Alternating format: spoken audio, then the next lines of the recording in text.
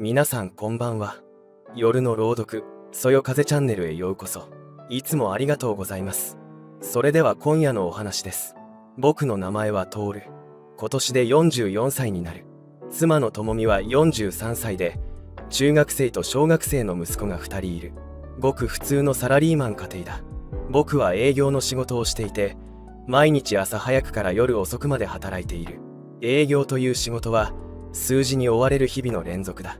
月末になると目標達成のプレッシャーに押しつぶされそうになり、接待で遅くなることも多い。家に帰ると子供たちはもう寝ていて、ともみだけがリビングでテレビを見ながら僕を待っている。そんな生活をもう15年以上続けている。ともみは結婚前、都内の有名美容院で美容師として働いていた。青山にある予約が数ヶ月待ちという人気店だった。腕は確かだったし、お客さんからの指名も多かったと聞いている。ともみのカットやカラーは雑誌にも何度か取り上げられたことがあるらしい。僕が初めてともみに出会ったのは友人の紹介だった。その時のともみはキラキラと輝いていて、美容師という仕事に誇りを持っているのが伝わってきた。でも結婚して子供ができてからは、その華やかな世界から離れることになった。子育てと仕事の両立は難しく、ともみは都内の美容院を辞めた。そして今は近所の小さな個人経営の美容院で週に3回ほどパートをしている。給料は以前の3分の1以下だろう。お客さんも地元の主婦や高齢者が中心だ。カットもカラーも流行を追うというより手堅く無難なものが求められる。ともみは文句を言わないが、時々寂しそうな表情を浮かべることがある。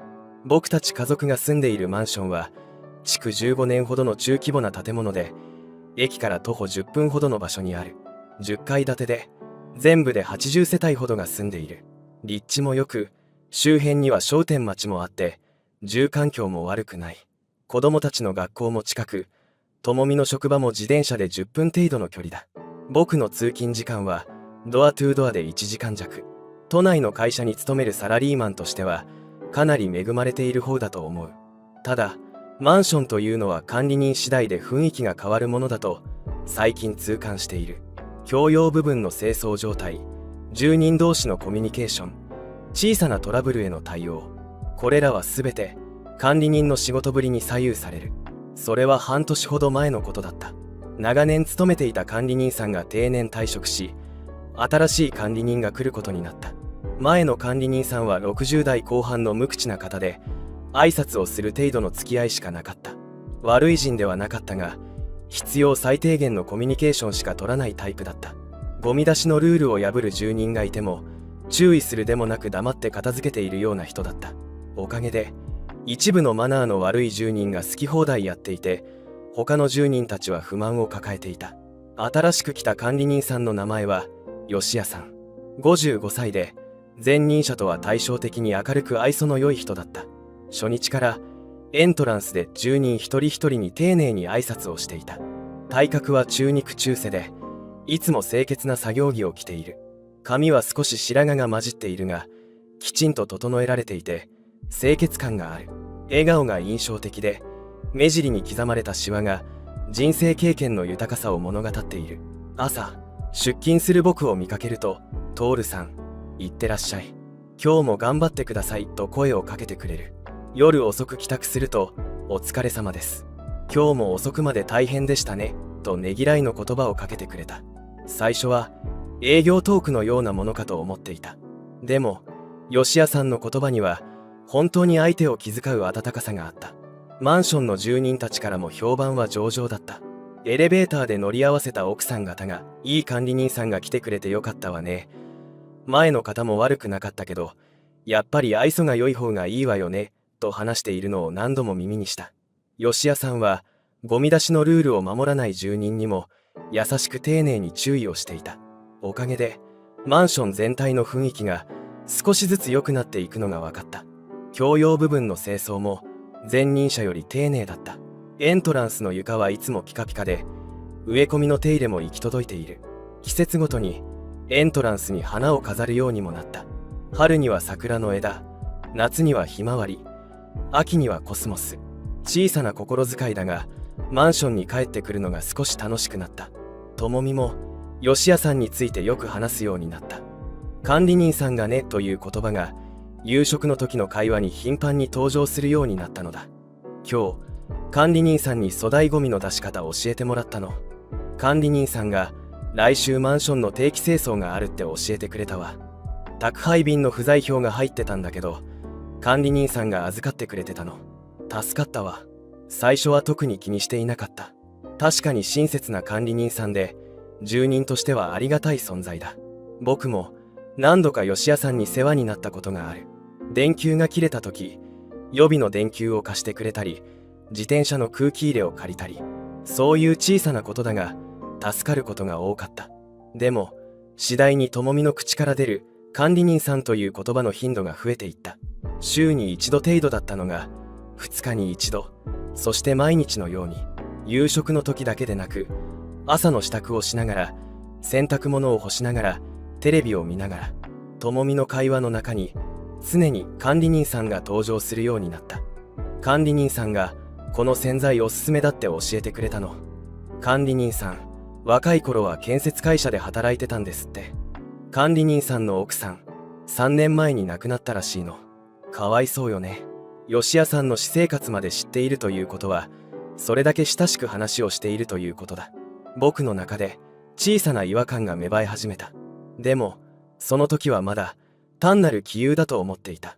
智美は社交的な性格だし、吉谷さんも話しやすい人だ。親しくなるのは自然なことだろう。そしてある日を境に変化が起きた。智美が管理人さんではなく吉谷さんと呼ぶようになったのだ。ねえ、吉谷さんが言ってたんだけど、吉谷さんに相談したらすぐ直してくれたの。吉谷さんって本当に優しい人よね。名前で呼ぶということはそれだけ親しくなったということだ。僕と智美は結婚して15年以上になるが、智美が他の男性を名前で呼ぶのを聞いたのはこれが初めてだった。職場の人も智美のパート先のオーナーも何々さんと名字で呼んでいた。でも吉谷さんだけは違う。僕の中で違和感が次第に大きくなっていった。ある土曜日の夕方、僕たちはいつものように近所のスーパーへ買い物に行った。週末は僕も一緒に行くことが多い。平日は仕事で遅くなるから、せめて休日くらいは家族サービスをしようと思っている。その日は長男が友達の家に遊びに行っていて、次男は塾だった。だから久しぶりに夫婦2人での買い物だった。スーパーでは週末の特売品を中心に買い物をした。牛肉のパック、野菜、調味料。智美がカゴに入れていくのを僕がカートを押しながらついていく。他愛もない会話をしながらレジを済ませた。買い物袋を両手に抱えてマンションに戻ると、エントランス近くで吉谷さんが掃除をしていた。あ、トールさん、智美さん、お帰りなさい。吉谷さんは明るい笑顔で手を振った。僕は軽く会釈をしてさっさとエレベーターに向かおうとした。重い荷物を早く置きたかったし、正直なところ吉谷さんと長話をする気分ではなかった。でもその時だった。吉谷さんが智美に近づいてきたのだ。そして智美の耳元に何かをささやいた。距離が近い、いや近すぎる。吉谷さんの手が智美の腰に軽く添えられているのが見えた。密着しているとまでは言わないが、明らかに必要以上に近い距離だ。智美は吉谷さんの言葉にうなずいて何か短く返事をした。僕の胸に熱いものがこみ上げてきた。嫉妬。そう、これは間違いなく嫉妬だった。妻が他の男と親密に話している。それだけのことなのに僕の心は激しく乱れた。買い物袋を持つ手に無意識に力が入った。智美は何事もないように笑顔でうなずき、吉谷さんから離れて僕の方へ歩いてきた。僕たちは無言でエレベーターに乗り込んだ。エレベーターの中は重苦しい沈黙に包まれた。いや、重苦しいと感じているのは僕だけで、智美は何も気にしていない様子だった。3階、4階、5階、エレベーターが上がっていく間、僕は言葉を選んでいた。どう聞けば智美を不快にさせずに、でも自分の疑念を晴らせるだろうか。7階に着く直前、僕は口を開いた。なあ、智美。管理人さん、ちょっと慣れ慣れしすぎないか。智美は不思議そうな顔で僕を見た。エレベーターのドアが開く。僕たちは部屋に向かって歩きながら会話を続けた。そう、あの人、みんなにあんな感じよ。3階の田中さんにも、5階の佐藤さんにも、みんなに親切にしてるわ。でも、さっき、すごく近づいてただろう。僕の声は、少しトゲトゲしくなっていた。ともみは、玄関のドアを開けながら、クスクスと笑った。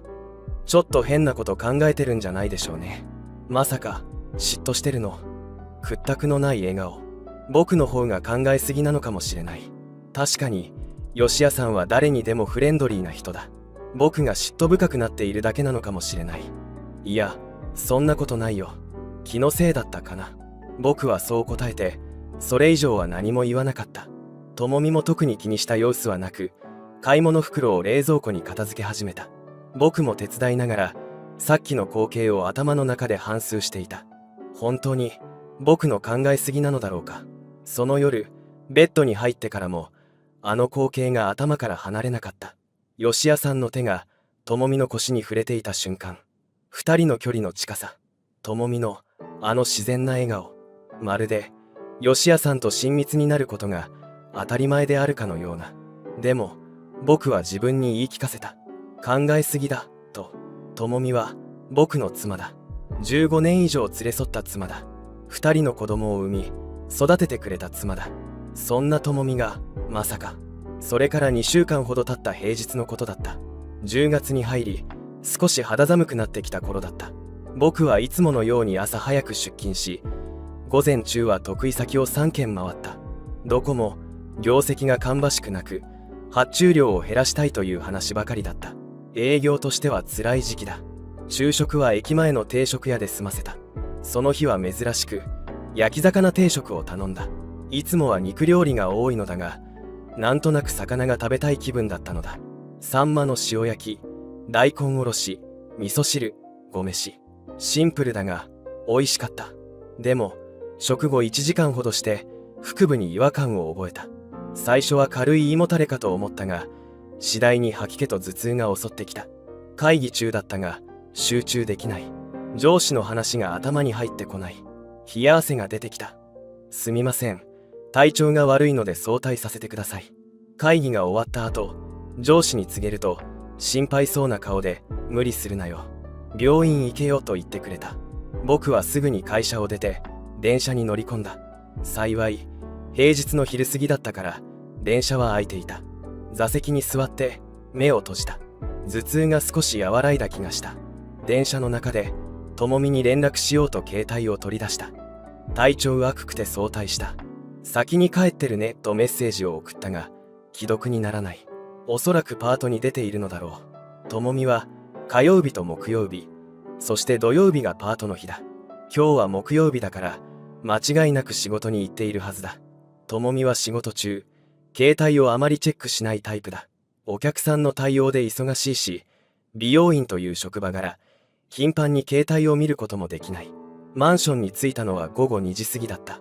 平日の昼間、マンションは静まり返っている。普段この時間にマンションにいることがないから、なんだか不思議な感覚だった。エントランスを通り過ぎようとした時、ふと管理人室に目が行った。窓が閉まっている。カーテンも閉め切られている。いつもは開いているはずなのに、吉谷さんはいつも窓を開けて、住人が通りかかると気軽に声をかけてくれる。でも今日は窓が閉まっている。そしてカーテンの隙間から漏れる明かりで中に電気がついているのが分かった。吉谷さんは中にいるのだろうか。でもなぜわざわざ窓を閉めてカーテンまで閉めているのだろう。その瞬間だった。カーテンの向こうからかすかに声が聞こえた気がした。女性の声、笑い声のようなものも。その声は聞き慣れたものだった。まさか僕の心臓が激しく打ち始めた。そんなはずはない。でもあの声は確かにともみの声に似ている。いや、似ているというよりそのものだ。でもともみは今パートに行っているはずだ。美容院でお客さんの髪を切っているはずだ。気づけば僕は管理人室の窓に近づいていた。頭痛と吐き気はいつの間にか消えていた。いや、消えたわけではなく、それ以上に強い感情に飲み込まれていた。カーテンにはわずかな隙間があった。ほんの数センチの隙間。普通なら気づかないような小さな隙間。でもそこから中を覗くことができた。僕は息を殺してその隙間から中を覗き込んだ。そして僕が見たものは智美だった。間違いなく智美だった。あの髪型、あの体型、あの服装、今朝家を出る時に着ていたベージュのカーディガンとジーンズ、そしてその隣には吉谷さんがいた。二人は管理人室の奥にあるソファーに座っていた。いや、座っているというより密着していた。吉谷さんの腕が智美の肩を抱いている。智美は吉谷さんに体を預けるように寄り添っている。二人の顔が近づいていく。そして吉谷さんの手がどんどん智美の中へと忍び込まれていく。智美の表情は甘えているようで、普段とは違う完全に女性の表情になっていた。そして完全に二人の間には初めてではない、慣れないの雰囲気が漂っていたのだ。次第にエスカレートしていき、智美の声もかなりの頻度で漏れ出した。平日の昼間に住人が通る管理人室で何をしているんだ。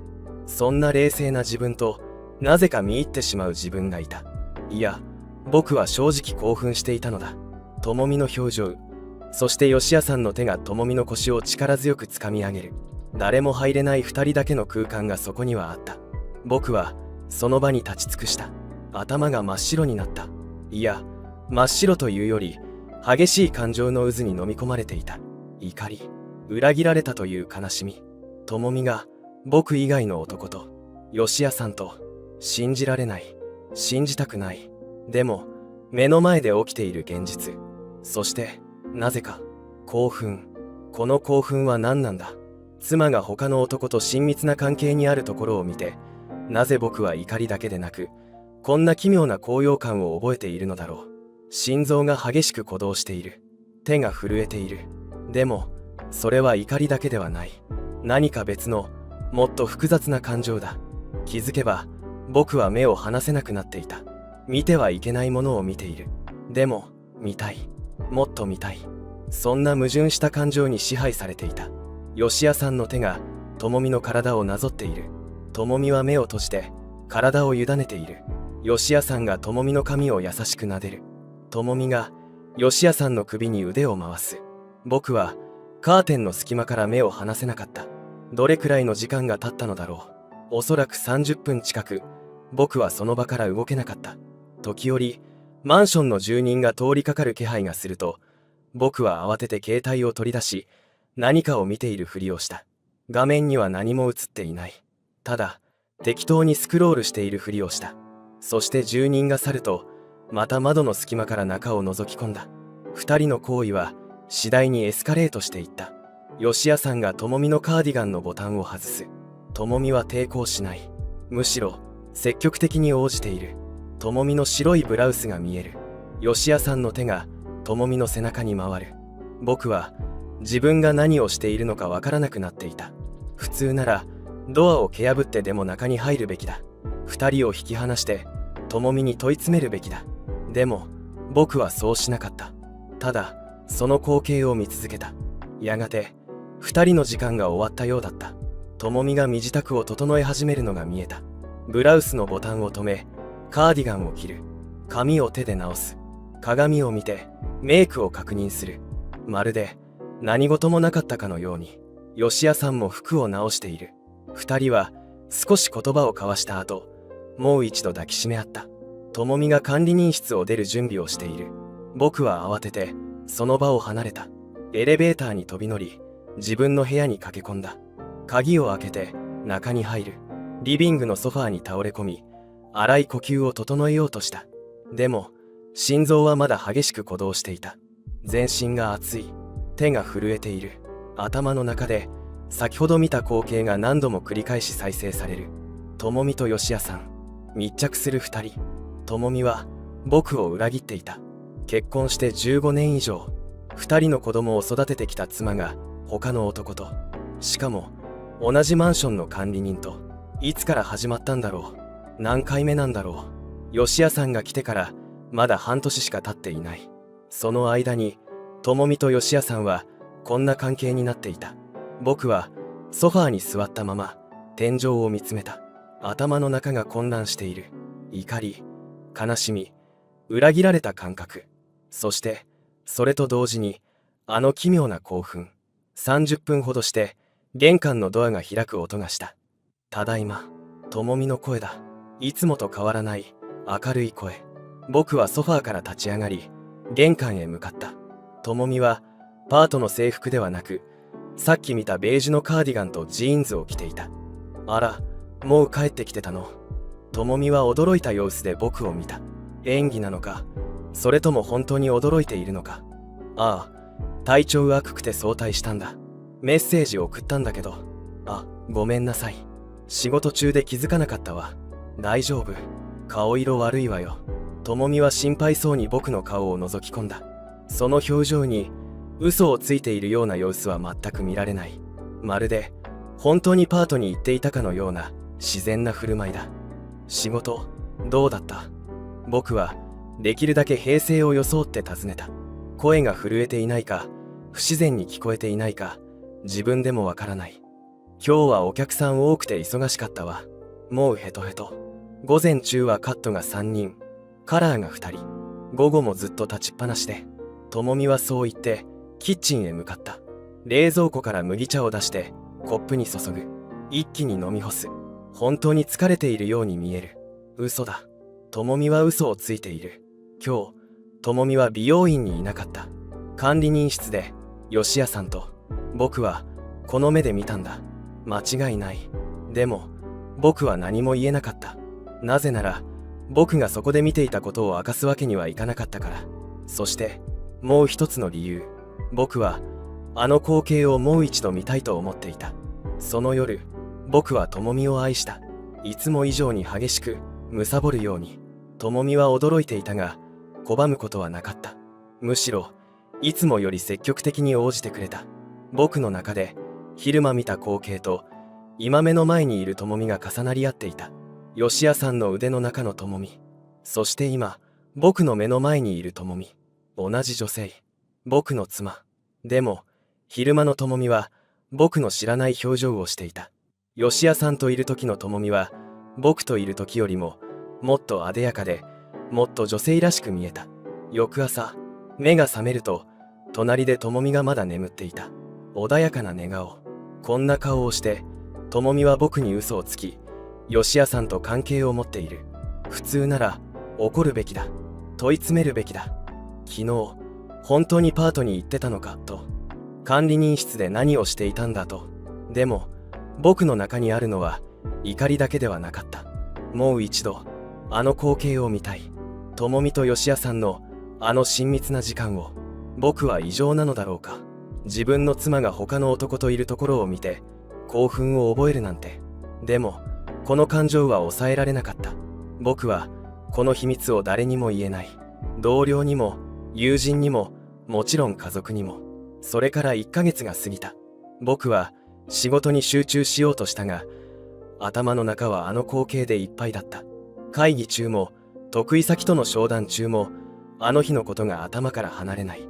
ともみは相変わらず何事もなかったように日常を送っている。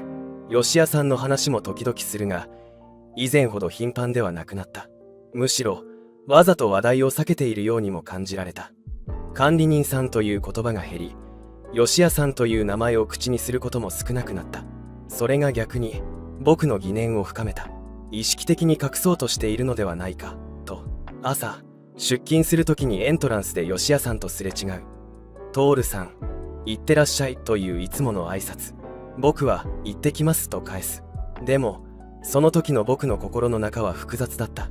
この男が僕の妻を僕の知らない時間にともみと密会している。でも僕はそれを知っている。ともみも吉谷さんも僕が知っていることを知らない。夜帰宅するとともみが夕食の準備をしている。お帰りなさい。今日は何があった？といういつもの会話。僕は特に何もと答える。でも本当は一日中あのことばかり考えていた。ともみは今日吉谷さんと会ったのだろうか。管理人室でまた二人きりになったのだろうか。週末家族4人で外食に行った。ファミリーレストランで子供たちが騒いでいる。長男は中学生になって少し反抗期に入っている。次男はまだ小学生で無邪気だ。ともみは子供たちの話を聞きながら時々僕に微笑みかける。普通の家族の普通の週末。でも僕たち夫婦の間には大きな秘密が横たわっている。そしてある日、僕は決断した。平日に休暇を取ったのだ。有給休暇は何日か残っていた。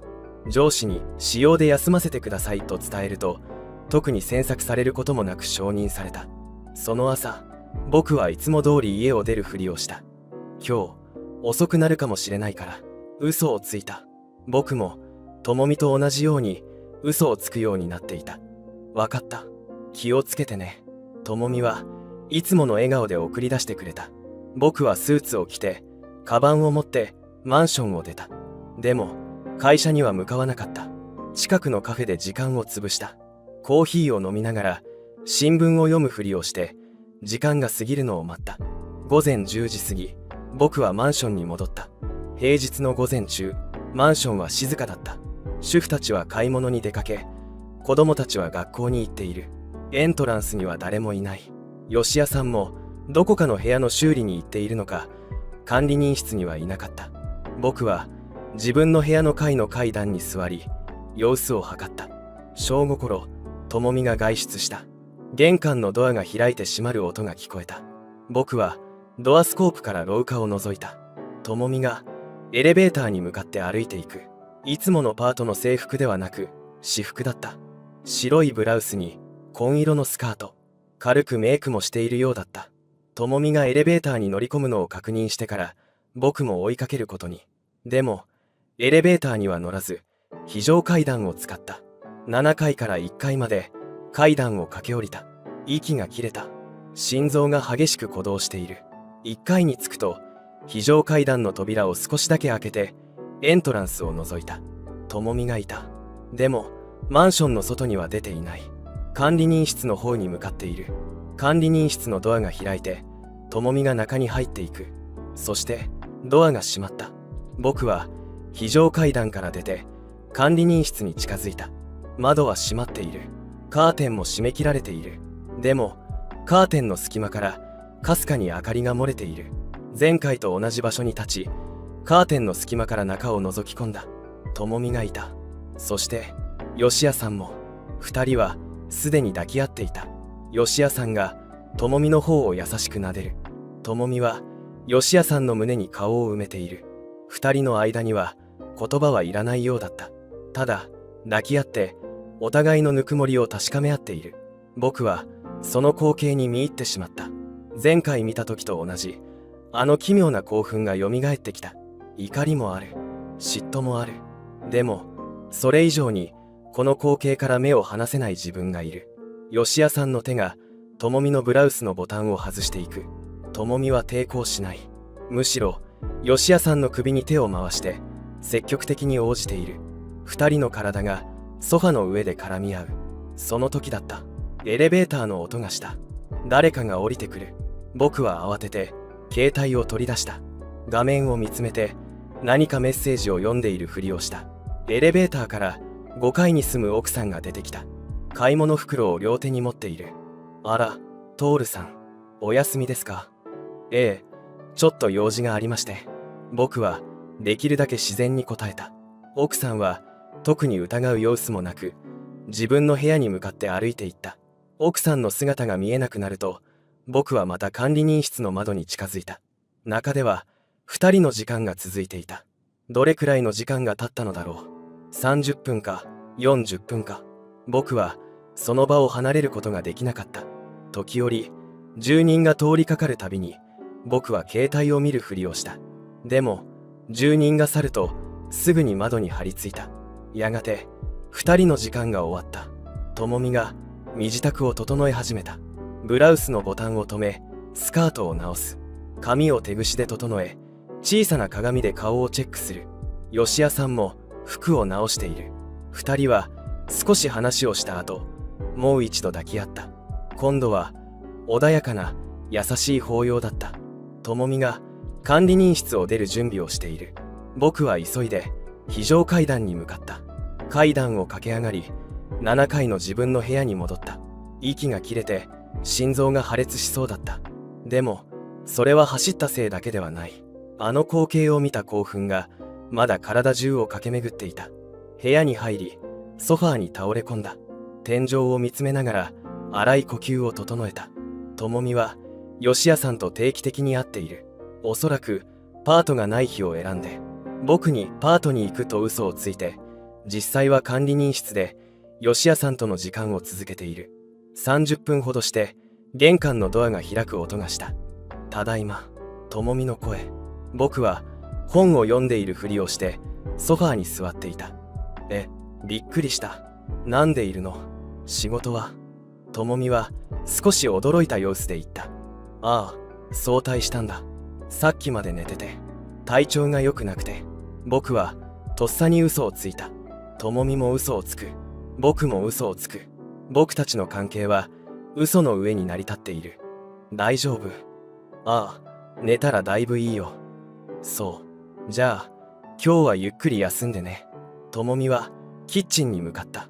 冷蔵庫を開けて何かを取り出している。その後ろ姿を見ながら僕は考えた。この女性は僕の妻だ。でも同時に吉谷さんの恋人でもあるのか。二つの顔を持っている。僕といる時の智美と吉谷さんといる時の智美。どちらが本当の智美なのだろう。それともどちらも本当の智美なのだろうか。その夜、僕はまた智美を激しく愛した。昼間見た光景が鮮明によみがえってくる。吉谷さんに抱かれていた智美。その同じ体を今僕が抱きしめる。智美は少し戸惑った様子だったが応じてくれた。いつもより智美も積極的だった気がする。吉谷さんとの時間が智美の中の何かを目覚めさせたのだろうか。翌朝、智美が先に起きて朝食の準備をしていた。僕はベッドの中でぼんやりと考えていた。これからどうするべきなのだろう。智美に問い詰めるべきなのか、それともこのまま知らないふりを続けるべきなのか。でも僕の心の中ではもう答えは出ていた。やはりまたあの光景が見たい。それからこれが僕の習慣になった。月に一度、時には二度、平日に休みを取る。上司には私用でとだけ伝える。そしてマンションに戻り管理人室を覗く。必ずしも毎回智美がいるわけではない。管理人室が閉まっていても中に智美がいないこともある。吉谷さんが一人で書類仕事をしていることもある。そういう時は少し落胆しながら部屋に戻る。でも3回に2回くらいの確率で智美と吉谷さんの秘密の時間を目撃することができた。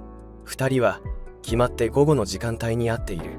吉谷さんの勤務時間中だが管理人室を訪れる住人は少ない。昼間はみんな仕事や買い物に出ているからだ。2人にとって安全な時間帯なのだろう。僕は自分が異常だと分かっている。妻の裏切りを目撃してそれを止めるどころかむしろ見ることを楽しみにしている。カウンセラーに相談すればおそらく何かの診断名をつけられるだろうか。でもこの感情は止められなかった。2ヶ月ほど経った頃、僕は気づいた。智美と吉谷さんの関係は単なる願望を満たすだけの関係ではないということに。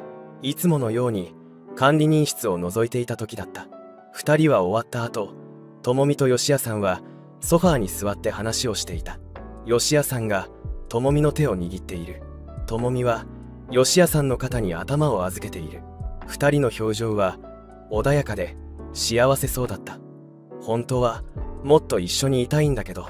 吉谷さんの声がかすかに聞こえた。私も。でも難しいわよね。智美の声も。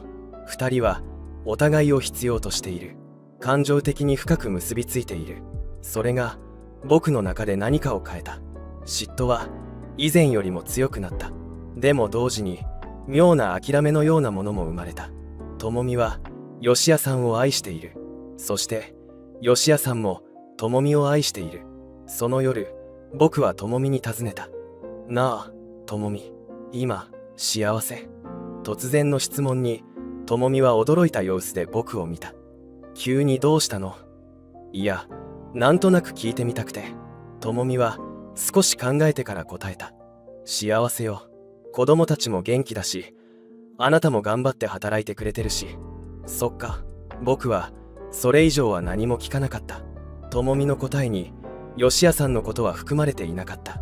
でも智美の表情には確かに幸せそうな色があった。ある日エレベーターで吉谷さんと二人きりになった。最近は吉谷さんと顔を合わせるたびに複雑な気持ちになる。徹さん、お元気ですか？吉谷さんはいつもの明るい笑顔で話しかけてきた。ええ、おかげさまで。僕はできるだけ自然に答えた。智美さんも元気そうでよかったです。いい奥さんですね。吉谷さんの言葉に僕の胸がチクリと痛んだ。でもその痛みすらもどこか甘美なものに感じられた。吉谷さんは本心から智美のことをいい奥さんだと思っているのだろう。僕の妻であることを知りながら智美を愛している。ありがとうございます。僕はそれだけ答えた。エレベーターのドアが開き、吉谷さんはそれではと言って降りていった。僕は吉谷さんの背中を見送りながら複雑な思いに駆られていた。怒りも嫉妬も興奮も諦めも全てが混ざり合った感情。3ヶ月が過ぎた。僕の秘密の習慣は続いている。家族としての日常も続いている。週末は子供たちと公園に行ったり買い物に行ったり、長男の中間テストの結果を見て一緒に喜んだり叱ったり、次男の学芸会を見に行って拍手を送ったり、普通の家族の普通の週末。でも僕と智美の間にはそれぞれの秘密がある。智美は吉谷さんとの関係を僕に隠している。そして僕はそれを知っていることを智美に隠している。ある夜、智美がリビングで本を読んでいた。ねえ、徹。智美が珍しく真面目な顔で僕を見た。何？最近あなた変わったわね。僕の心臓が跳ねた。気づかれただろうか。どういう意味？なんというか、前より優しくなったというか。前は仕事ばかりで家族のこと二の次だったのに、最近は私にも子供たちにもちゃんと向き合ってくれているような気がする。智美はそう言って微笑んだ。あと夜も前より積極的になったわよね。何かあった？智美の質問に僕は言葉に詰まった。いや、別に。ただ家族を大切にしようと思っただけだよ。そうかな。確かに僕は変わったかもしれない。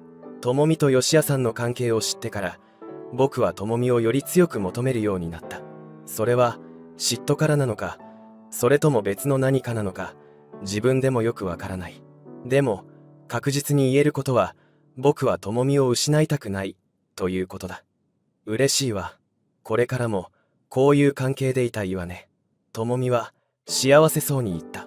皮肉なものだ。智美は僕が知っているとは夢にも思っていない。そしてその秘密が逆説的に僕たち夫婦の関係を改善させている。もし僕が何も知らなければ、僕たちの夫婦関係は以前のまま冷めた空気に包まれていたかもしれない。先週の金曜日、また平日に休みを取った。もうこの習慣は僕の生活の一部になっていた。有給休暇の残りも少なくなってきたが、それでも止められない。午後、管理人室の窓が閉まっているのを確認した。カーテンの隙間から覗くと、予想通り智美と吉谷さんがいた。でもその日は少し違っていた。二人はいつもより親密に見えた。吉谷さんが智美の方に、額に、鼻に、そして唇に優しく唇を添えていく。智美は吉谷さんの胸に顔を埋めて何かをささやいている。愛してる。吉谷さんの声が聞こえた。私も智美の声も。二人の間に確実に深い愛情があるのが分かった。その事実が僕の中で何かを決定的に変えた。嫉妬はあった。でもそれ以上に妙な納得感があった。智美は吉谷さんと一緒にいるとき本当に幸せそうだ。僕といる時よりももしかしたら幸せなのかもしれない。そして僕はそのことを知りながら何も言わずにただ見守っている。これが正しいのか間違っているのか僕にはわからない。世間の常識から言えば明らかに異常だろう。止めるどころか見て楽しんでいる夫。でも僕はこの状態を受け入れている。むしろこの状態が僕に何か特別なものを与えている。そして今も僕の秘密の時間は続いている。智美は相変わらず何も知らずに日常を送っている。朝、子供たちを送り出し、パートに行く。家族4人で夕食を囲む。普通の家族の普通の一日。でも、その日常の裏そばには秘密がある。ともみの秘密。そして、僕の秘密。この関係がいつまで続くのかわからない。いつか破綻する日が来るのかもしれない。ともみが吉谷さんとの関係を選んで僕の元を去る日が来るかもしれない。僕が耐えられなくなって全てを暴露する日が来るかもしれない。でも今はまだこの奇妙なバランスの上で僕たちの生活は成り立っている。これが44歳のサラリーマントールの秘密の時間。誰にも言えない歪んだ日常。妻を愛している。でも妻が他の男と愛し合うところを見ることに奇妙な興奮を覚える。嫉妬と興奮が入り混じった複雑な感情。それが今の僕を支配している。今日も一日が始まる。普通の一日。でも僕の心の中では常にあの光景が渦巻いている。ともみと吉谷さんのあの親密な時間。そして僕は今日もこの秘密を抱えながら生きていく。夜の朗読、そよ風チャンネルをご視聴ありがとうございます。チャンネル登録、いいね、コメントお待ちしてます。それでは次回の朗読でお会いしましょう。My mother-in-law clung to me, trembling, begging for help. When I calmed down, I realized that my hand was on my mother-in-law's chest. The two of them embraced each other in silence, and only a mane echoed throughout the room. That was about 20 years ago. When I was a second-year university student, I married my current wife, who was an office worker at the time, after a passionate love affair. Of course, I was a student and had no choice. I had no choice but to live with my wife's family. My father-in-law is on business trips all year round, so we were able to live together, as it would be helpful for the servants and would help the young couple's finances. The land and the house were spacious, and the only family members were Kiri's parents and my wife and I. There were more than enough rooms. The 6 months of my dream passed in the blink of an eye. As summer came, the university's express trains increased, and I was at home more often. My wife leaves the house at 7:30 every morning and returns around 6:30 in the evening. Gifu is on a business trip to Bahrain in May for an oil-related job and won't be able to return until September. Inevitably, I had more opportunities to spend time alone with my mother-in-law. My mother-in-law married Gifu through an arranged marriage 2 years after graduating from a private university. My wife was born the following year, so she is now 47 years old. She is quite beautiful and doesn't look like she is in her 50s from any angle. She is half Japanese and half Filipino, so she has a good figure and looks good in dresses. It was a Monday in early August, and I was bored from the morning. I was playing with my drumsticks on the edge of the desk while listening to modern jazz, when my mother-in-law came in with our laundry. I brought it in because it looked like there was going to be an evening shower. She said this with a smile, put the laundry on the floor, and started folding it. It was hot and humid that day, and my mother was wearing so little that her underwear was visible. I was sitting on the floor and doing the laundry when suddenly a thud came running and fell nearby with a crunch. Oh, it's scary. My mother-in-law clung to me, trembling and asking for help. The lightning struck so many times in succession that I thought the house would collapse. I was honestly surprised because I had never experienced anything like that. I was honestly excited to see my mother-in-law embracing me, trembling even more. After a while, a torrential rain started to fall like a bucket had been overturned. Anabi and Reina gradually moved away from each other. I wonder how long we had been holding each other. My mother-in-law, trembling, clung to me and would not let go. When I suddenly calmed down, I realized that my hand was on my mother-in-law's chest. I felt sorry because I had not intended to do that at all, and I immediately let go. My mother-in-law grabbed my hand and put it back on her chest. The two of us embraced each other in silence, and only the sound of rain echoed throughout the room. When I thought that this was not good and tried to stand up, my mother-in-law turned around and her lips collided with mine. I don't remember much from after that. It was just 2 hours of acting on instinct. I couldn't even remember the faces of my wife and father-in-law. We were entangled in desire. I'm sorry. It turned out like this. My mother-in-law said to me apologetically. No, I couldn't hold it back either, so I turned back and my mother-in-law smiled and said it was the first time she'd felt this good. It's true. Later, I heard from my mother-in-law that the gifts weren't going very well and she was worried. So she was very moved that she had learned the true joy of a woman from this unexpected incident with me. After that, I was excited every time we were alone at home when my wife went to work. Eventually, Gifu came back, so we both had to go back to being our original sons-in-law and wait for my father-in-law's business trip for a while. And so 18 years passed, and our relationship continued without a single rate. Even after I got a job, when my wife got pregnant, and when she came to us, the two of them made opportunities and continued their relationship. It was a sudden incident that hit this relationship. When I got off work and looked at my cell phone, I saw a large number of calls from my wife and Gifu. I had never experienced anything like this before, so I assumed every worst-case scenario. Maybe she had found out that I had been hiding it for 18 years. Then, at that moment, my wife called me. I answered the phone timidly, and my wife, crying, said that my mother had suddenly collapsed and was taken to the hospital. I called my father-in-law as I rushed to the hospital to pick her up, and he said that my mother-in-law had been calling my name in a small voice. I wanted my mother-in-law to smile just one more time. I wanted to hug her once more. But that wish did not come true. When I talked to the doctor, I found that she had a cloud of blood red.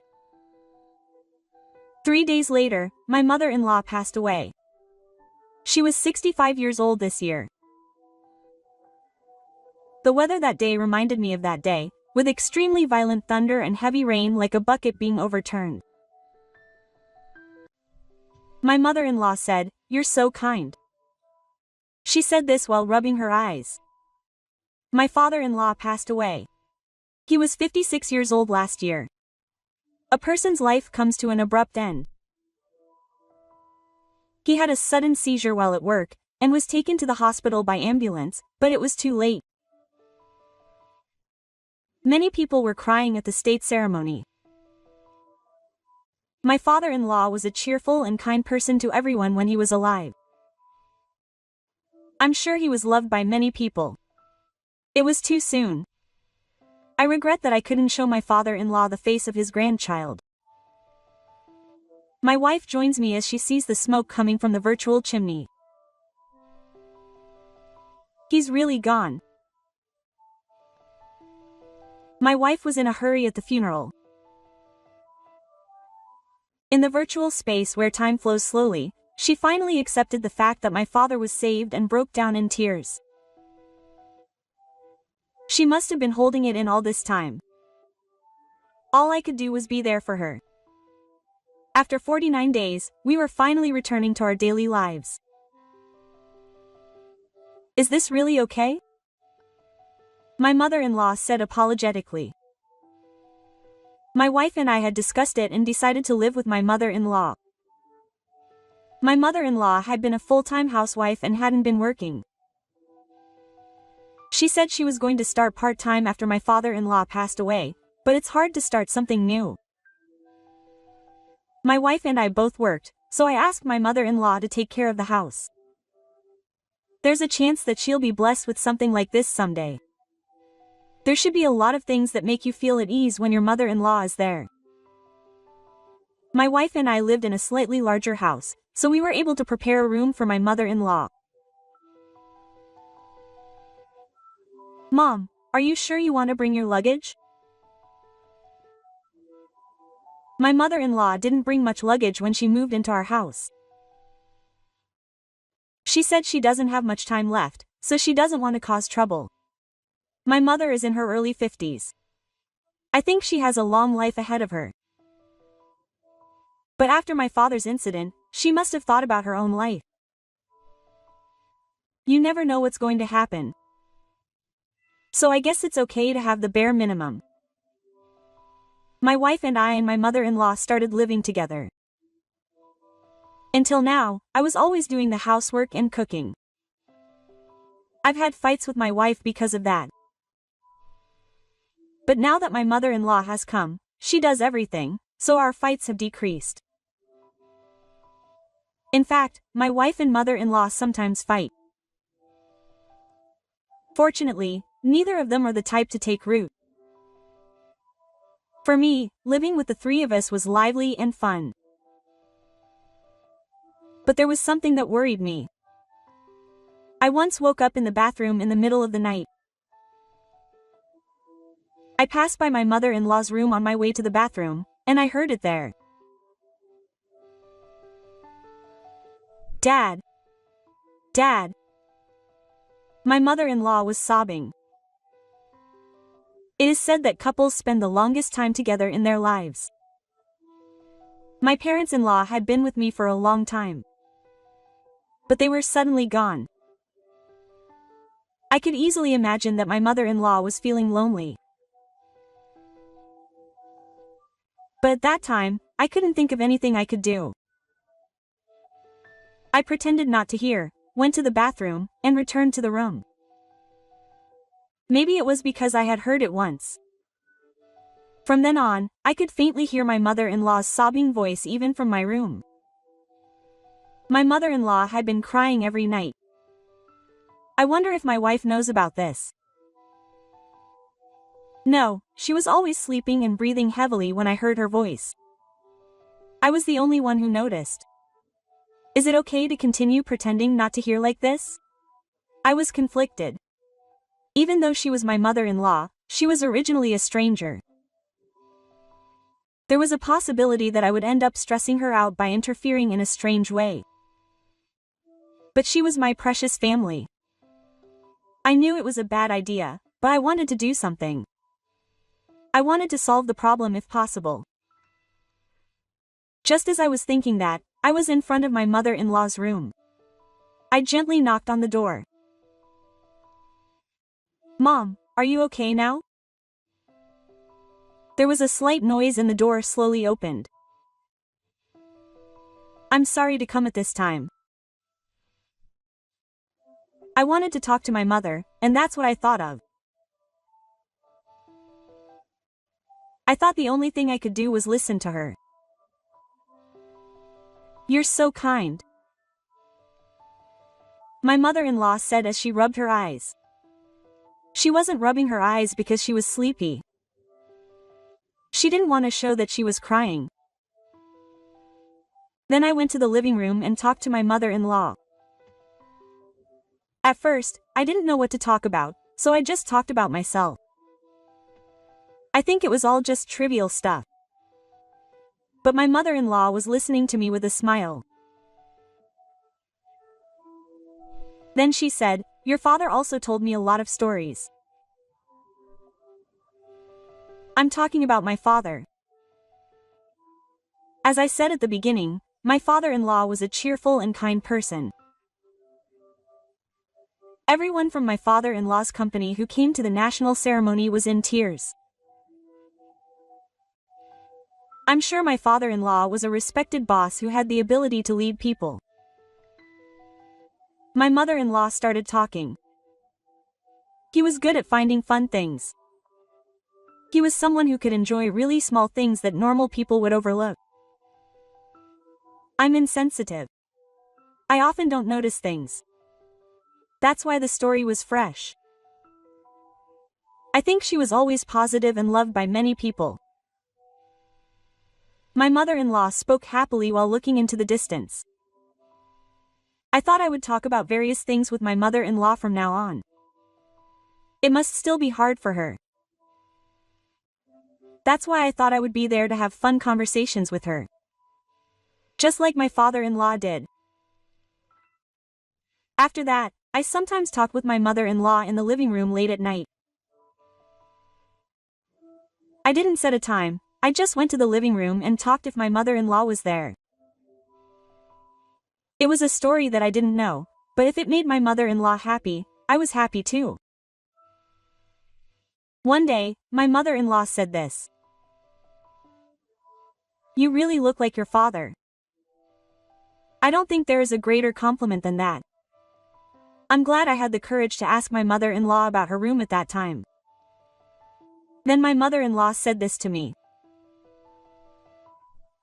"Can I sit next to you?"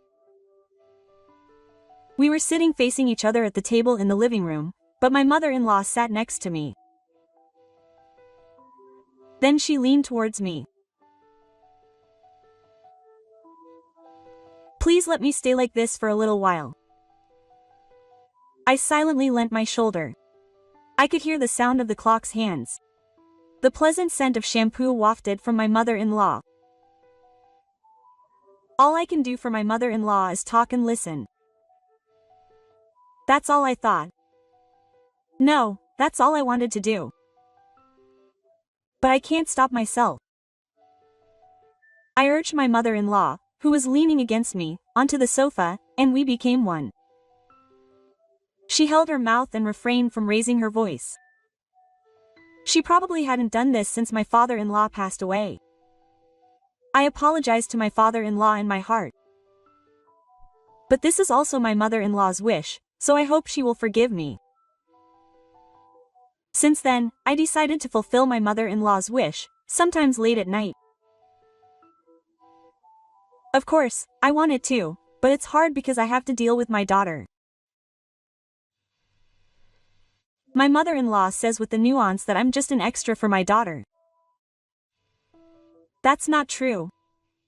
Now that my father-in-law is gone, I have a mission to entertain both of them. A few years later, my mother-in-law was hospitalized. The doctor told me that it wouldn't be long. I can't do things like I used to, but my mother-in-law probably doesn't want that anymore. I took my wife to visit her every week. During those times, I would talk about silly things like we used to talk in the living room. My mother-in-law, who had difficulty speaking, would answer me with her facial expressions. I guess my wife is like my mother-in-law. She seems to like listening to my stories.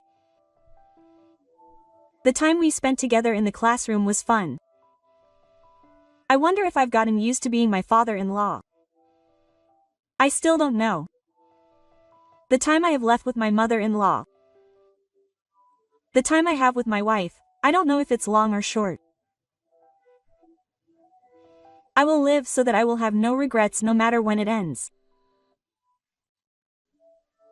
Mariko urged me to enter the room as I was wandering around doing gymnastics. "You finally saw it. You can't help it. Come over here." As I approached her, Mariko grabbed my hand and pulled me towards her, forcing me into a deep kiss. This was my first kiss. This story is from when I was a first-year high school student. It was 25 years ago.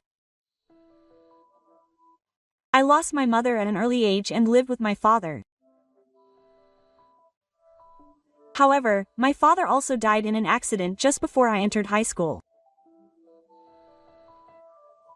There were no problems with money, but the problem was that I had no relatives to rely on. My grandparents had already passed away, and my father was an only child. My mother's sister was my only relative, but I never met her. With the help of my neighbors, I was able to complete my father's funeral, but the problem was what to do with myself. I thought I would be fine on my own, but the people around me would not allow it. That's because my father left me a decent inheritance.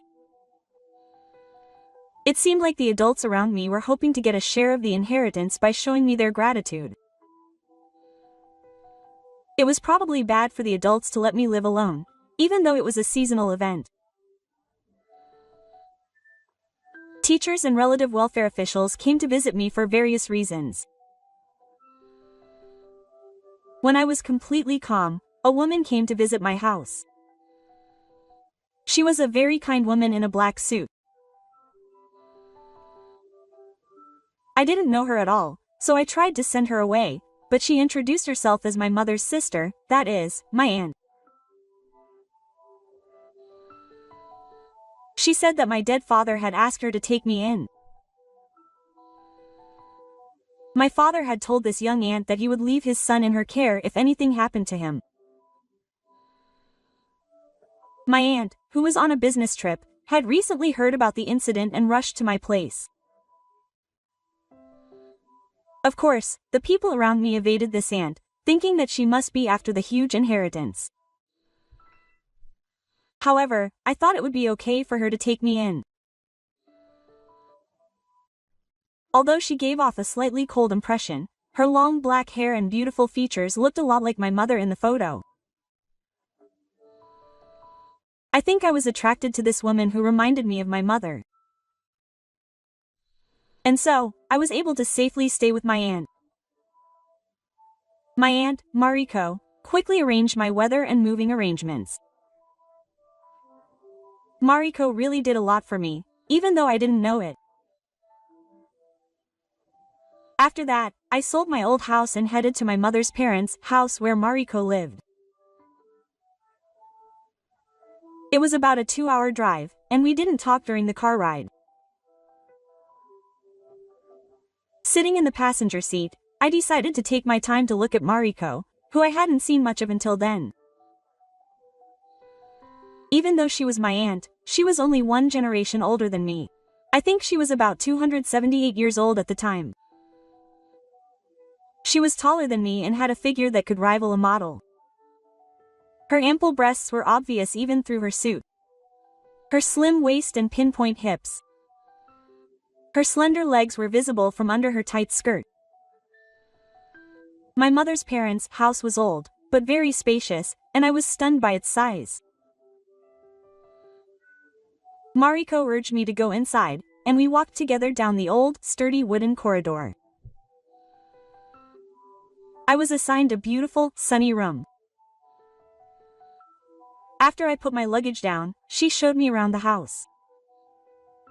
The cherry blossoms in the garden were about to bloom. I was surprisingly calm, even at home. The atmosphere between me and Mariko must have been so natural.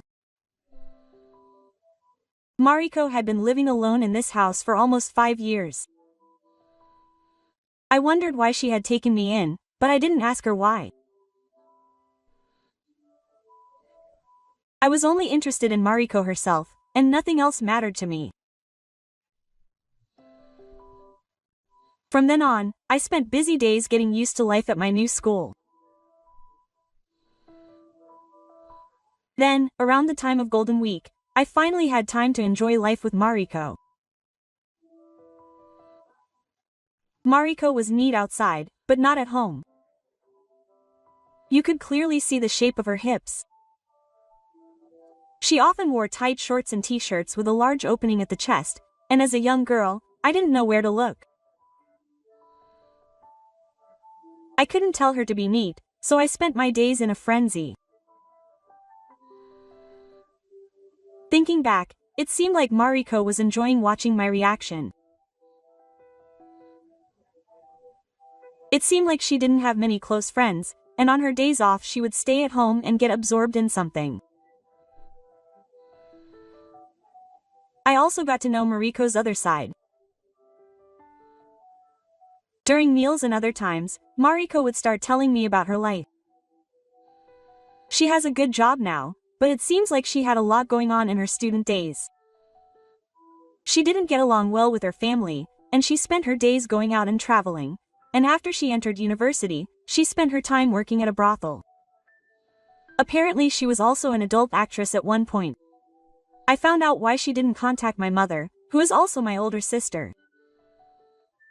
So why did she take me in? When I asked her, she said it was because my father asked her to. But I thought maybe she was lonely. And then the incident happened shortly after. It was the day that she had to rush to work in the afternoon due to a teacher's schedule and returned home early. Mariko had the day off that day, but the house was quiet as if no one was there. I went back to my memories, thinking that she must have gone out. Then I heard a suspicious voice I had never heard before coming from Mariko's room next to mine. When I looked into the room, I found Mariko comforting herself. I couldn't help but stand there. I wonder how many minutes had passed. Suddenly, my eyes met with Mariko's. As I was wandering around doing my exercises, Mariko urged me to come into the room. You finally saw me. You can't help it. Come over here. I approached her as she led me. Mariko grabbed my hand and pulled me along, forcing me into a deep kiss. This was my first kiss. Mariko's face was different from her usual expressionless face, and she said she would teach me many things. Before I knew it, the sun had completely set and it was past 10 o'clock. I wonder if she was looking for me to ease her loneliness. And I'm sure I was lonely too. I was attracted to her because we were the same. We spent the rest of our lives together, as if to make up for each other's loneliness. When I entered university, I left home and never saw Mariko again. But even now, I sometimes dream about the days I spent in Mariko's room. What clothes are you wearing? My parents were in a hurry and divorced when I was young. My mother had the real sword, so I followed her. About a year after the divorce, my mother introduced me to a man and a girl about the same age. The girl's name was Mayumi. She was 10 years old and in the 4th grade. I was 8 years old and in the 2nd grade at that time. At first, I didn't know what was going on. I just played with the girl to kill time. Even though I was young, I fell in love with Mayumi. It was my first love. I was desperate not to let my feelings be known. Then the man came over with a girl on the weekends. I couldn't help looking forward to it every weekend. After a while, my mother and the man got married, and Mayumi and I became a family. At first, I had a lot of happy memories, but the latter half was the worst. The man my mother remarried was a man who always fought. Divorce was inevitable. However, even though my parents' relationship became strained, Mayumi and I were good friends. When our parents were fighting, the atmosphere in the house was bad, so we went to a nearby shrine to play. I think we needed each other at that time. If mommy wasn't there, it would have been mentally tough for me. I'm sure it was the same for her. We were a family for about 6 months. My mother and the man divorced, and Mayumi and I were separated. My mother and I are in the same prefecture, but we moved to a place a little far away. I don't know where Mayumi and the others went after that. My first love was over. 20 years have passed since then, and I am now 28 years old and working as an office worker in Tokyo. After graduating from high school, I left my hometown and hardly went back. I completely forgot about my first love, and I lived a busy life every day. Unlike when I was a student, working adults have to be on their toes all day. Because of this, I am hit with a feeling of fatigue that I never experienced as a student. I'm not happy about it, But it's not the physical fatigue of a sports club, but the mental fatigue. I'm confident in my physical strength, but I can't get stronger mentally. One day, after work, I was having a drink in my room when my smartphone rang. Looking at the screen, I see that it's a good friend from my hometown. I answer the phone with a little bit of excitement from a friend I haven't seen in a while.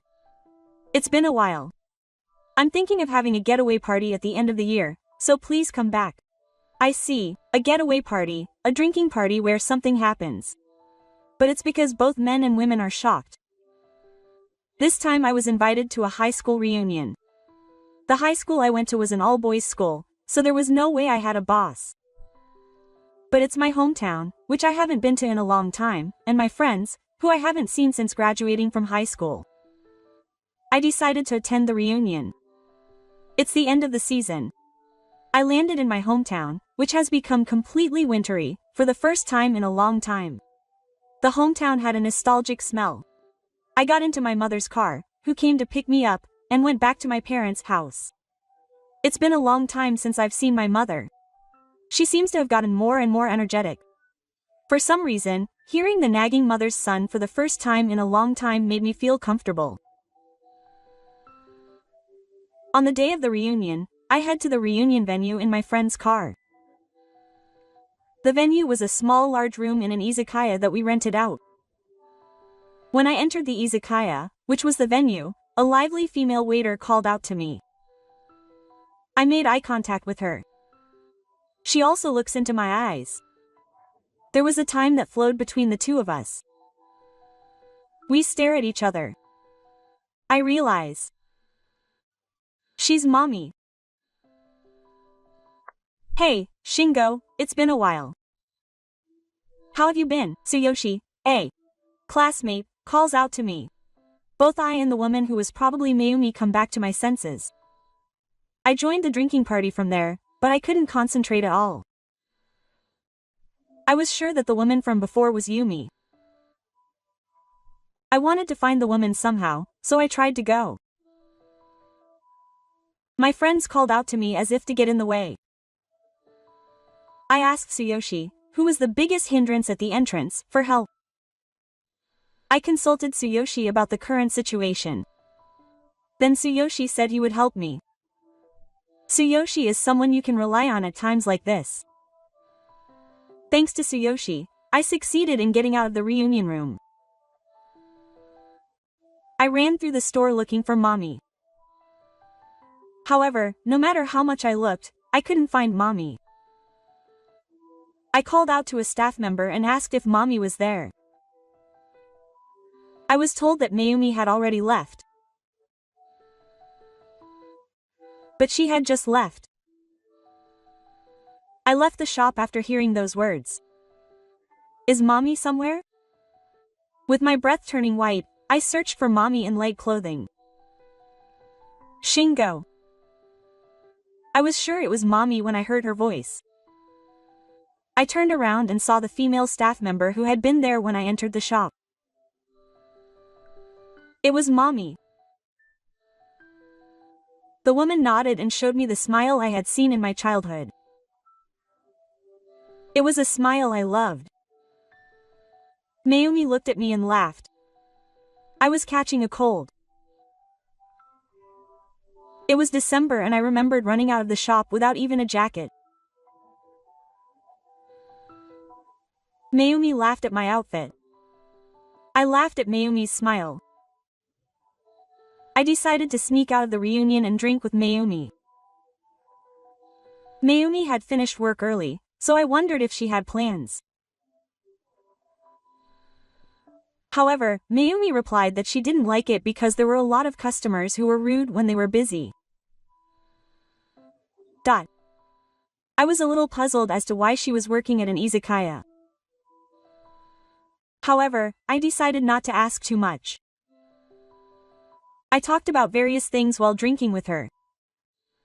Where do you live now? What do you do? How are each other's parents? And so on. 2 hours passed in the blink of an eye. Once we got to a certain point, a silence fell between the two of us for the first time in a long time. Shingo, do you have a girlfriend now? Mayumi asked, sounding a little embarrassed. For some reason, I had a strange expectation from the way Mayumi asked. Of course, I haven't had a girlfriend for long, so I answered confidently that I don't. Mayumi laughed at my words. Why are you so smug? I felt relieved when I saw Mayumi's smile. I asked Mayumi the same question, as if to answer her question directly. Mayumi answered with the same smug look on her face that she didn't have one. We looked at each other's faces again and laughed. That time, Shingo tried so hard to make me laugh, didn't he? Mayumi said while laughing, but it sounded a little lonely. Mayumi continued.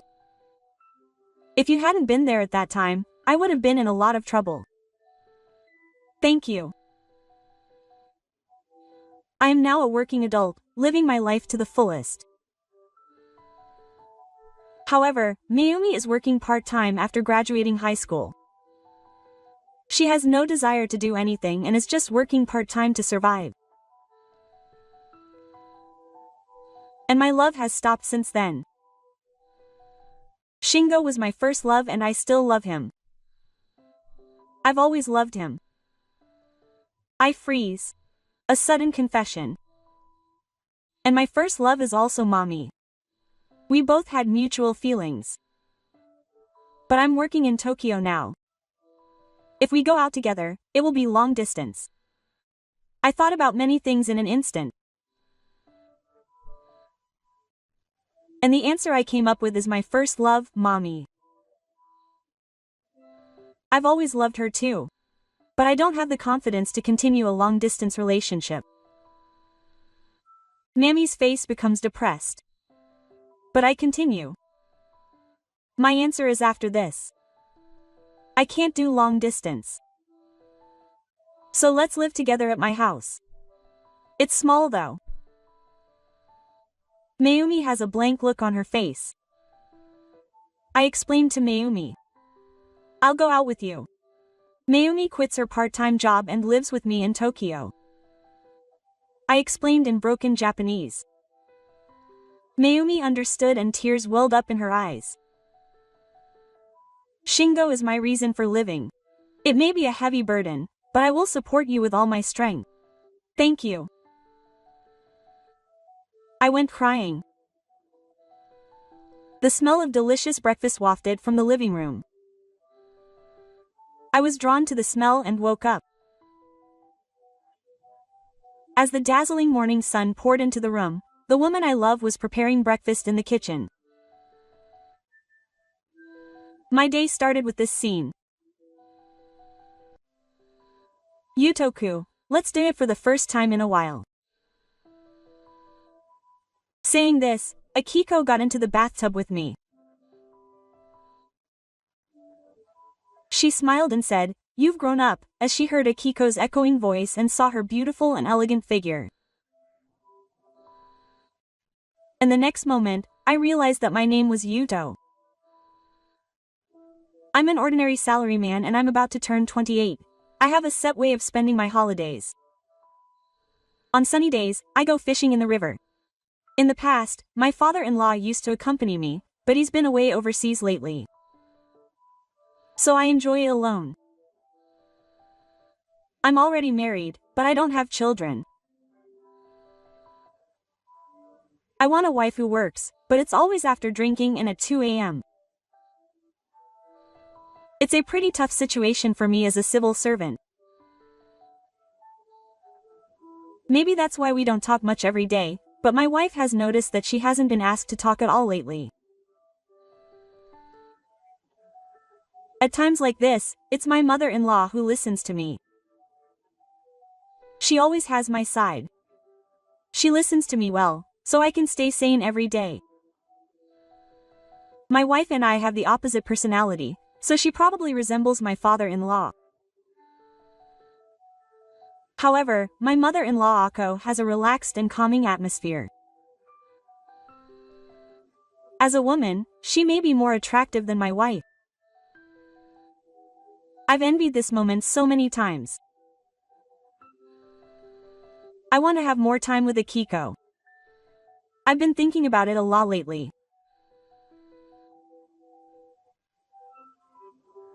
One day, while I was thinking this, I woke up and suddenly heard a scream coming from the kitchen. I was surprised and got out of bed, and my wife was angry that the dishes she used had been left there. I thought I had done nothing wrong, so I replied while laughing. Then my wife saw what was going on and glared at me with a fierce look on her face. It's been like this lately.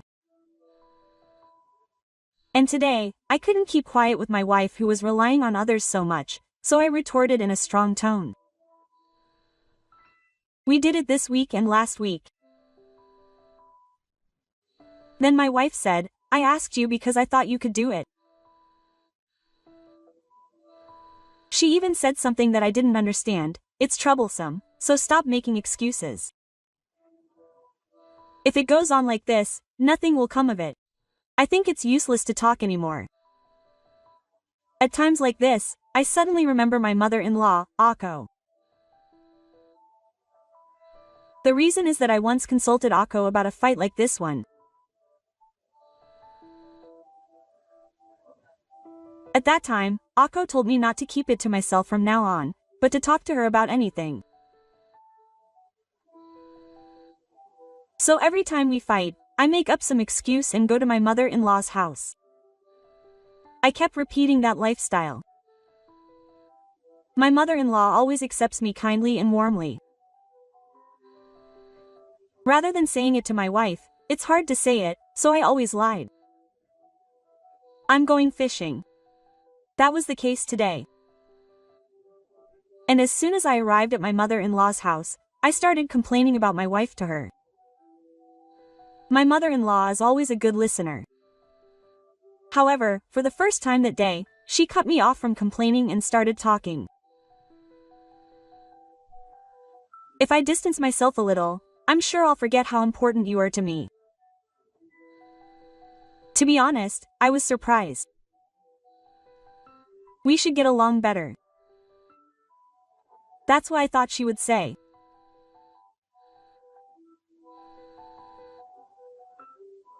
But when I was struggling to find a place to go and how to respond, my mother-in-law made the unexpected suggestion that she would come to my house, and I couldn't hide my impatience.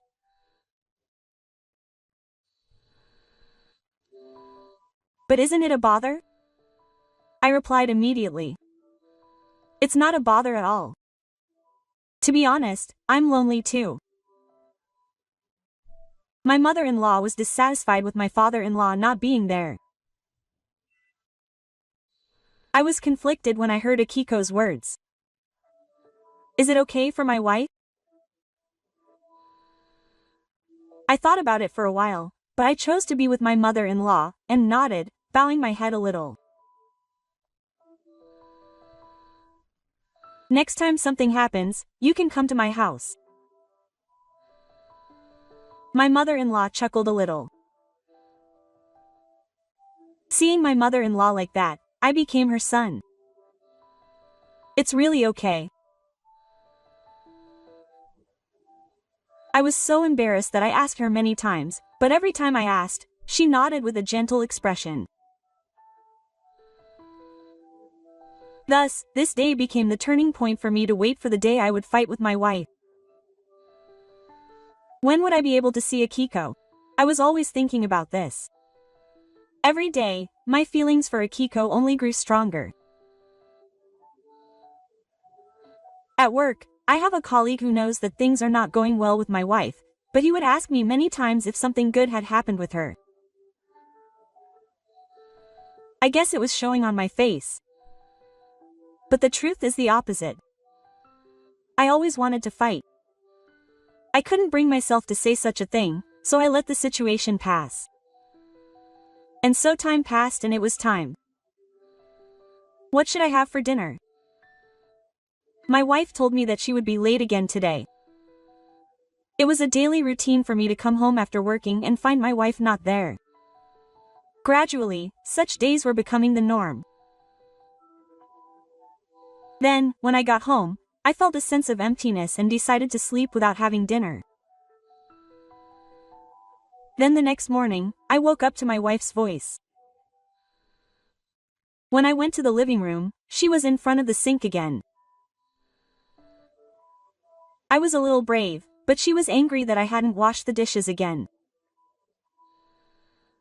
However, those dishes belonged to my wife, who had come home after me. I was asleep, so how unreasonable of her to do something like that. I got tired of dealing with her and just told my wife that it was my day off, so I just wanted to sleep. My wife got angry at my attitude and threw a plate at me. I couldn't believe my eyes at my wife's behavior. Maybe she regained her composure when she saw how surprised I was. She just told me to leave and locked herself in her room. Then I decided to leave the house as well, so I left with a few days' worth of clothes. I hadn't decided where to go, but I only had one idea. As I started the car engine, I picked up my smartphone to call my mother-in-law. At that moment, I received a call from Akiko. I hurriedly answered the phone and my mother-in-law was sitting in the first seat of the Kaiko. I heard that she had a beautiful fever. When I heard that, I became worried and told her that I was going to go and get my illness fixed, but she refused because she didn't want to show me the wind. I had just had a fight with my wife. To be honest, the timing was terrible. In the end, I couldn't go to my mother-in-law's house that day, so I moved to another place and slept in the car. Then, the next day, after work, I got a call from Isan in the evening, inviting me to come over to her house because she was feeling better. I could see Isan. Thinking that, I decided to go to my mother-in-law's house as soon as I got home. I drove to get there as soon as possible. After arriving, I hurriedly rang the intercom and Aki-san answered from the height. I felt relieved somehow. And my mother-in-law welcomed me kindly. Even though it was a night like this, she was wearing beautiful clothes and a refreshing perfume. Her appearance was exactly the image of a woman I was looking for. I'm sorry for my wife, but my mother-in-law was so perfect that I couldn't believe she was the same woman. I've already taken a bath, so please take a bath first. Saying that, my mother-in-law showed me her shiny hair that reached her shoulders. I was attracted by my mother-in-law's beauty and hurried to the bathroom. And as I was taking a bath, I thought to myself, what a wonderful woman. At that time, my mind was full of thoughts of Aki-san. Then, after I got out of the bath, I decided to sit down to dinner with Akiko. It was a happy time with Akiko. It had been a long time since I had a meal with a calm mind. We had casual conversations over drinks, and sometimes I talked about fights with my wife, and Akiko was very polite to me. I wish this time could continue forever. While I was talking to my mother-in-law, my wife suddenly called. Where are you now? I'm at Akiko's. When will you be back? I realized that my wife was asking because she was going out to have an affair. I'll be at Akiko's for a while. When I told her that, my wife hung up the phone unilaterally. That girl just hung up without saying a word. My mother-in-law sighed deeply. I'm really sorry. I couldn't help but argue with my mother-in-law's words. It's not something you should apologize for, Akiko. Thank you, Yuto. Even as she said that, Akiko's face was somehow filled with sadness. Then, as if to cut off the atmosphere, my mother-in-law suddenly invited me to the bedroom, saying, "Shall we go to bed now?" I was a little drunk and headed to the bedroom as if I was letting myself go. There was only one futon there. Ah, a futon. There's only one. I couldn't help but cry out, and Akiko smiled gently as usual. I threw away my husband's futon because I didn't use it the other day. To be honest, I was quite upset. I didn't know what to do. Well, I told my mother-in-law that I would borrow the sofa.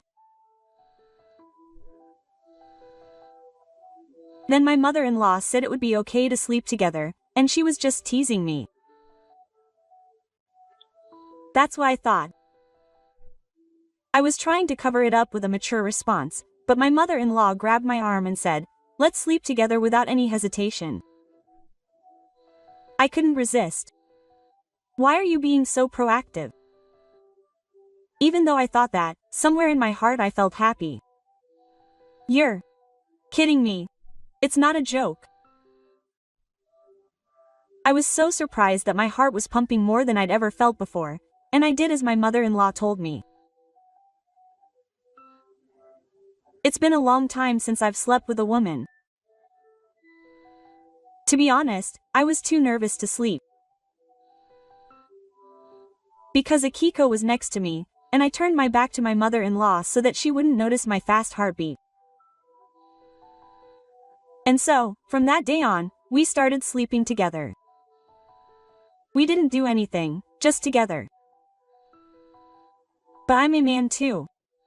I have weird fantasies. It's been so long since I did it with my wife. I imagined what it would be like to be with Akiko every night. But this life has reached the 5th day without me making a move. I talked about the events of the day while eating Akiko's home-cooked meals and drinking in the evening. This casual feeling has become the norm. How happy I would be if I could stay with Akiko like this. I hardly cared about my wife anymore. With these feelings in my mind, I took a bath as usual. I didn't want to go home anymore. I was thinking about it in the bath after drinking in the evening. Then suddenly, I heard Akiko's voice coming out of the room, saying, "Yutoku do," which startled me for a moment, but I replied calmly. "It's okay. It's just right." "Did you just come to ask about the temperature of the bed?" As I was thinking that, my mother-in-law opened the door and peeked in, saying that she could join me. I quickly hid my important parts and opposed it, saying that Akiko-san was not allowed. But my mother-in-law didn't care and came into the bathroom. She was confident in her bath towel, ignoring my panicked feelings. When I was having trouble figuring out what to do, she smiled and teased me, saying that it must be the same since we always sleep together. I realized that what I had been suppressing was gradually getting bigger. Even through the screen, I could see the 2 plump bulges, and her waist was slim, making her look like a gravure idol. I was doing my best to suppress my hardened desire. Quote, "Yuto, look this way." Akiko couldn't bear to see me like that, so she called out to me, but I was desperately trying to hold back and couldn't turn my face.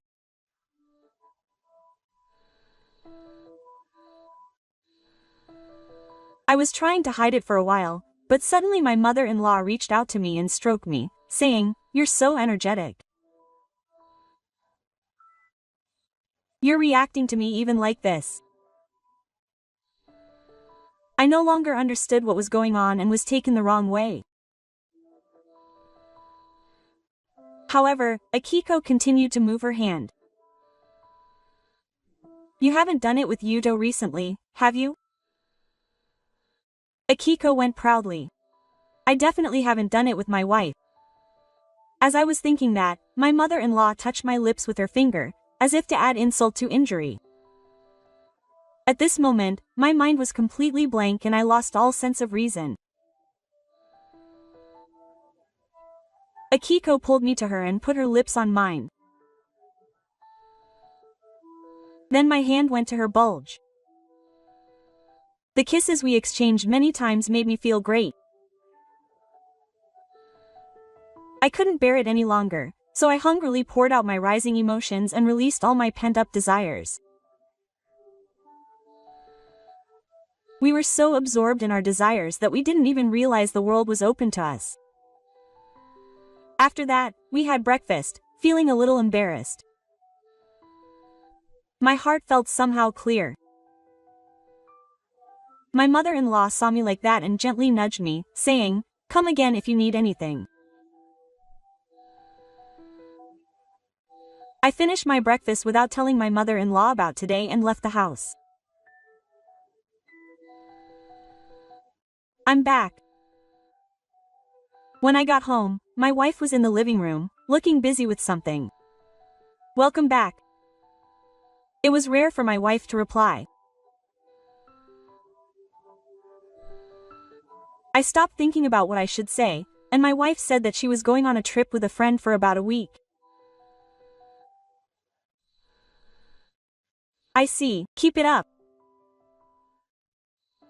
I didn't ask who it was, just replied curtly. "Well, I'm off." Saying that, my wife hurriedly left the house. I was so shocked by what had happened that I immediately took out my smartphone and sent a message to my mother-in-law. Thank you for watching until the end. Did you enjoy today's story? See you in the next one.